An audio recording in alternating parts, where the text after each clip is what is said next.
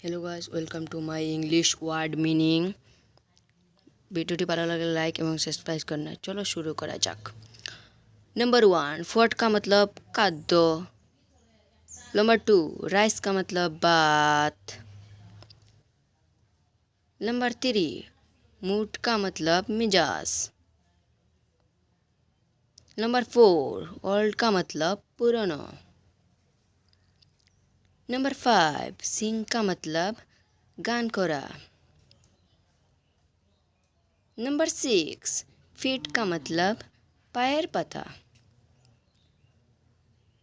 Number 7 happy का मतलब सुखी। नंबर 8 सैड का मतलब दुखी तो। नंबर 9 फानी का मतलब मज़ेदार। नंबर 10 वंडरफुल का मतलब चमत्कार।